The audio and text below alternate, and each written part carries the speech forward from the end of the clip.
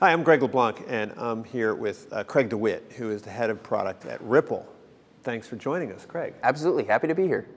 So cross-border payments is really what Ripple's all about. And maybe you could talk a little bit about what is the opportunity? Why is cross-border payments such a pain point for so many parties, especially for the financial institutions? Yeah, one of the big problems with cross-border payments is just cooperation between the different financial institutions. So over time, a concept of messaging between these institutions grew organically. Today, that messaging structure is what's called SWIFT. It's how you send a wire payment today. Funny thing is, if you think about where the term wire payment comes from, is it comes from actually sending a telegraph. That's how the banks used to instruct each other to move funds. And that wire, that dee-dee-dee-dee-dee, that really still exists today. So you have different files, different formats, slow process like wire transfers, and there's just a real need for a new infrastructure there in order to bring a better customer experience. Now, when people talk about payments infrastructure in the blockchain space, they normally think about Bitcoin, and that was really what the original idea was behind Bitcoin, was to have this kind of peer-to-peer, decentralized payments platform. But I think that was originally devised for a very different use case. How did we get from a permissionless system like Bitcoin to something which is permissioned like Ripple? Yeah, so there's two things that we have. One is the RippleNet, which is an ecosystem that we're building of financial institutions communicating with one another. That has a permission sense to it because banks will do business with other banks that they're comfortable with working with today.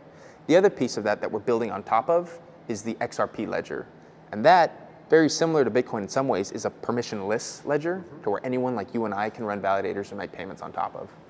Right, but so as an ordinary individual, I can become a node in the XRP system, but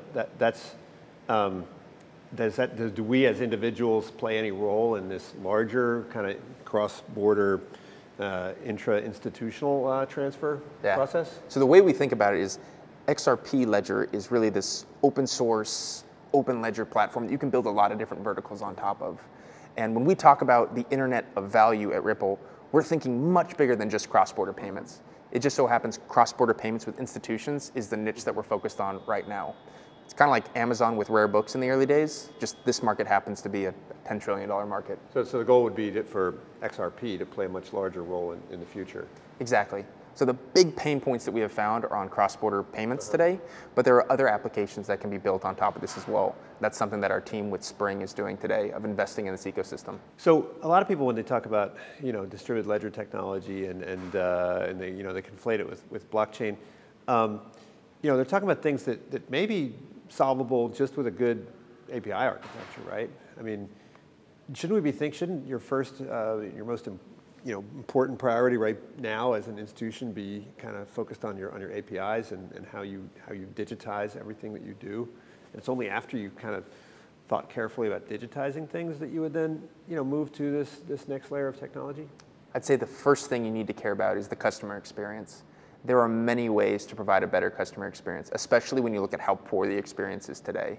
So step one is understanding how the customer is interfacing with your products, and then from there, identify the gaps and then solve them. The first step in many of these cases is just API-enabled communications. And that's why one of the reasons of our pragmatic approach to RippleNet is creating this standardized API infrastructure between the various financial institutions. It's only once you get this instantaneous communication and information exchange that you can really move on to instantaneous value exchange. Right? In many ways, what I think of RippleNet is doing is RippleNet is laying a highway over dirt roads so that digital assets like Ferraris can actually be driven successfully. So Craig, thanks for speaking with us today. We appreciate it. Absolutely. Huge supporter of Berkeley.